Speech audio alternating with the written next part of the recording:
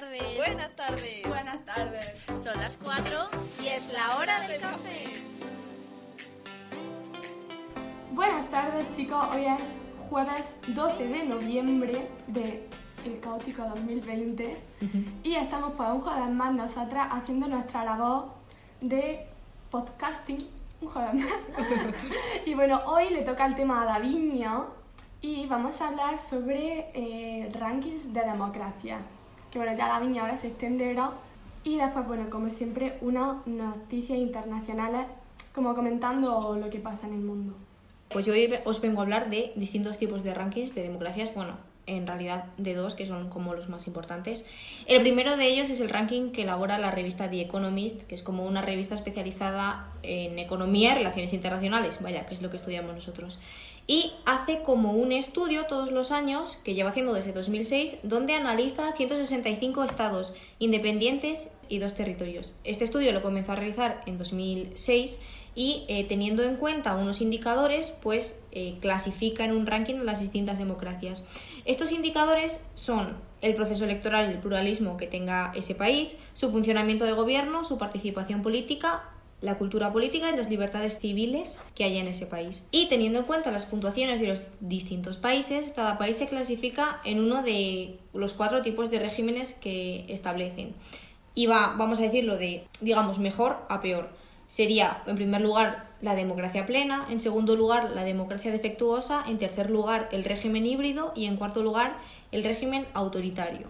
Bien, pues ya entrando en materia y en el contenido de ese análisis, lo que más resalta es que casi la mitad de la población mundial, es decir, un 48,4%, vive en algún tipo de democracia, pero solo el 5,7% vive en una democracia plena, que son como 22 países de los 165 que analiza. Es, yo creo que bastante poco. 54 países son democracias defectuosas. Este número se ha reducido ya que el año pasado eran 55. 54 países son regímenes autoritarios. Bueno, este tipo de régimen sí ha aumentado ya que en 2018 eran 52. Y los regímenes híbridos han bajado. El año pasado eran 39 y este año son 37. Teniendo en cuenta todos estos datos, se puede sacar como resultado que la puntuación media de las democracias ha caído en este 2019, ya que el año pasado era 5,48 y este año 5,44. Y como dato malo, esta es la peor puntuación global promedio desde que se elaboró el primer indicador en 2006. Ha habido como 10 cambios de régimen, es decir, de unos y a otros, y 6 de ellos han subido un escalón y 4 de ellos lo han bajado. Por ejemplo, Chile, Francia y Portugal pasaron de democracia imperfecta a democracia plena. Malta fue al revés, pasó de democracia plena a democracia imperfecta. Por otro lado, Irak y Palestina pasaron de ser regímenes híbridos a regímenes autoritarios, al igual que Argelia, que pasó de régimen autoritario a régimen híbrido. Por otro lado, El Salvador y Tailandia pasaron de régimen híbrido a democracia imperfecta y Senegal pues fue totalmente al contrario y fue de democracia imperfecta a régimen híbrido. Estos datos malos que hemos sacado, digamos, las democracias de todo el mundo o los países de todo el mundo en el índice de democracias ha resultado ser peor que el del año pasado porque según este estudio ha habido como 5 causas que han provocado pues este resultado. La primera causa es el énfasis creciente de la gobernanza experta en lugar de la participación popular de la democracia. Es decir, que los países han pasado de un gobierno, digamos, popular más cercano al pueblo a un gobierno de élite que está bastante alejado del pueblo. Entonces lo que hace que los ciudadanos pues se sientan más alejados del poder y tengan más reticencias a la participación en democracia. Además, ha aumentado la influencia de las instituciones y los órganos de expertos no elegidos y que por lo tanto no rinden cuentas, lo que también provoca, pues lo que hemos dicho antes, que el pueblo se sienta como un poco más lejos de la democracia.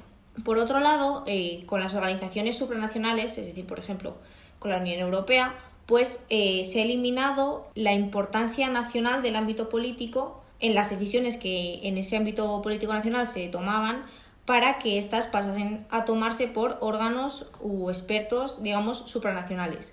Y además estas decisiones han pasado de tomarse públicamente en el ámbito nacional a puerta cerrada en el ámbito internacional.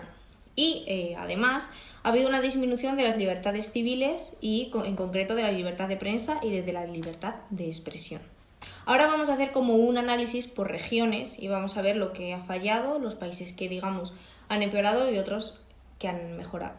Para empezar, en América Latina pues van un poco de mal en peor, ya que es el cuarto año consecutivo de disminución en el ranking de democracias.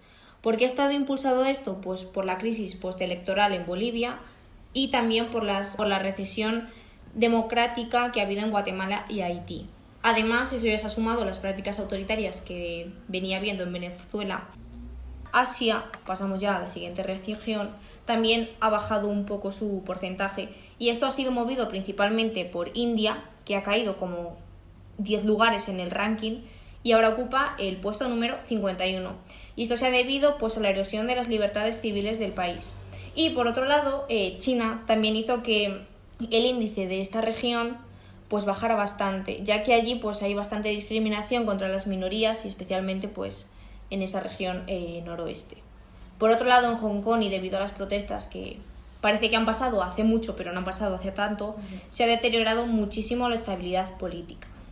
África, la región, bueno, en realidad no toda África, pero podemos destacar la región MENA, que es la región del norte de África y del Medio Oriente. Pues allí ni ha empeorado ni ha mejorado, sino que están como estabilizados. Eso no quiere decir que estén bien, porque a pesar de que ha habido varios cambios de régimen a mejor, es decir, a una democracia, digamos, más plena, muchos países, pues bueno, siguen en guerras, la población no tiene libertades civiles y muchos países, pues no tienen unas elecciones totalmente democráticas. Europa del Este también se encuentra sin cambios desde 2018, pero también en este informe se resalta que bueno, pues hay una corrupción endémica, que muchos países rechazan los valores democráticos liberales y también tienen preferencia como por estos hombres fuertes que eluden las instituciones políticas. Por ejemplo, tenemos a Rusia con Putin. No podías no sacar a Putin en un post. Bueno, es que Putin es personaje principal de este podcast. Y por otro lado, Europa Occidental es un poco la luz al final del túnel, ya que 7 de los 10 primeros países que encabezan el ranking son de Europa Occidental, además los 3 primeros también son de esta región, así que ya tenéis pistas para luego decirme cuáles son los 3 primeros países que encabezan el indicador. Y ahora, llegados a este punto, me tenéis que decir cuáles son. Bueno, decidme como algún país que esté en el top 5 de mejores democracias y otro en el top 5 de peores democracias. Vale, mejores, obviamente, los países nórdicos siempre se llevan la palma en estos rankings. Aunque también es muy relativo, porque, por ejemplo, hay países que sí que son como muy buenas democracias, pero tienen altas tasas de suicidios y de alcoholismo entre la población, o sea que, por muy bueno que sea el sistema, a nivel sociedad, no sé yo cómo de buenas actúan. Aunque bueno, eso también puede tener que ver con las horas de luz y así, un montón de estudios bastante curiosos sobre eso. Y en el ranking de peores, pues... Corea del Norte seguro. Sí. Sudán del Sur. Somalia. Arabia Saudita también estará en el de peores. Sí, o sea, en realidad entre los 5 mejores has acertado en uno, que es Corea del Norte. Pero los otros 4... 5 mejores. Perdón. Obviamente. 5 Corea peores. del Norte, los 5 mejores. 5 peores. Corea del Norte está entre los 5 peores, pero los otros 3 sí que están en la parte baja de la tabla, pero no están entre los 5 peores. A mí me interesan más los 5 peores que los 5 mejores. ¿Sí? Sí. Bueno, pues te los voy a decir. Los 5 peores son, en última posición, Corea del Norte, en penúltima posición, la República Democrática del Congo, Ay. un poco más arriba, la República Centroafricana, Siria y Chad. A mí me ha sorprendido porque Turkmenistán está mejor que Siria y que Chad, Ya. por ejemplo. Pero yo creo que es también porque es más estable. Por falta de información también. Puede ser, pero bueno, según el índice de The Economist. sí. Y entre las 5 mejores democracias está, lo habéis acertado, los países nórdicos, Noruega, Islandia, Suecia, se mete ahí en 4ª posición, Nueva Zelanda y en 5ª Finlandia. Y luego, bueno, pues en 6ª está Irlanda, 7ª Dinamarca, 8ª Canadá. Es bastante curioso porque en el caso de Irlanda es un país que sin embargo está top 1 en otros rankings de este estilo, pero en vez de ser mejores democracias, es las democracias que mejor hacen al mundo. O sea, que no solo analizan el sistema político, cómo de buenas son las instituciones, sino el bien que le hacen a su población y al resto del mundo. Y yo la verdad tengo curiosidad por saber así un poco más por qué es esto, así que si en algún momento nos enteramos igual os lo contamos, porque es bastante curioso, ¿no? Sí, puede Que estar cambie. guay. Las democracias más influyentes del mundo. Puede estar bastante bien. Ahora vamos a pasar con el segundo ranking, que se llama Índices del Estado Global de la Democracia. Y en él se analizan las tendencias democráticas a nivel nacional, regional y mundial en muchos países, en este caso en 163, 2 menos que el ranking pasado. Y lo analizan en un periodo de tiempo desde 1975 hasta 2019. Las puntuaciones que les dan a los países van de 0 a 1, donde 0 representa pues, la puntuación más baja y 1 la más alta. Estos países los clasifica en rendimiento bajo o débil, rendimiento medio, rendimiento alto, régimen híbrido o régimen autoritario. Es decir, que es bastante parecido al anterior. Y como ya he dicho antes, este indicador no hace un ranking como tal, sino que establece un mapa donde por colores clasifica a los distintos países en los grupos que les corresponden. Y además tiene una línea cronológica bastante interesante donde se puede ver la evolución de los países y se puede constatar cómo han ido reduciendo o aumentando su calidad democrática en función de los años del paso de los años. Para hacer este ranking se basan como en 5 indicadores. El primero es el gobierno, si hay elecciones limpias, sufragio inclusivo, si los partidos políticos son libres. En segundo lugar, también tiene en cuenta los derechos fundamentales, pues el acceso a la justicia, las libertades civiles o los derechos sociales en igualdad. También tiene los controles que se le hagan al gobierno, como si hay un parlamento eficaz, si hay una independencia judicial o si hay libertad de prensa. Por otro lado, también cuantifica la ausencia o no ausencia de corrupción. Y por último, cuantifica si hay compromiso participativo en la democracia. Esto quiere decir si hay democracia directa, si hay elecciones libres, si hay una participación de la sociedad civil en estas... Eso es muy importante en estos casos siempre, porque claro, el hecho de que puedas, pero no te dejen hacerlo, o sea, que puedas legalmente, pero realmente no puede participar la gente, o sea, es como ahí el tricky de la democracia. Sí, es un ranking bastante parecido si os metéis en la página web de este indicador, pues lo podréis ver mejor, pero como no han hecho ranking ni nada, es bastante parecido al otro. O sea, básicamente es lo mismo. Y como críticas a estos rankings, pues podemos decir que sí que es verdad que tenemos como democracia ideal siempre a los países nórdicos, pero esto no tiene que ver con que estos países de verdad sean las mejores democracias, ya que estos rankings, tanto los dos que hemos mencionado como otros muchos, solo tienen en cuenta variables políticas. En este caso, las que más importaban eran los procesos electorales y el pluralismo, el funcionamiento del gobierno, la participación política, la cultura política, democracia o las libertades civiles. Es decir, que ignoran por completo cuestiones socioeconómicas como el desempleo, la desigualdad, el acceso a servicios públicos de calidad, la igualdad de oportunidades o en general el bienestar social, que en realidad es lo que no lo que más importa, pero sí algo importante a la hora de tener en cuenta. Sí, que tengan más o menos la misma importancia que los otros indicadores.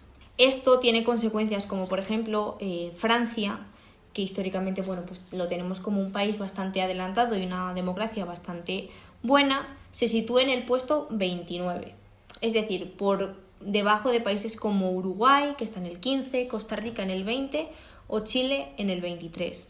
Además, Japón tiene unos indicadores de bienestar bastante buenos y muy superiores a los españoles en desempleo, en renta per cápita, pero aún así se sitúa en el puesto 22, que está como 3 puntos por debajo de España.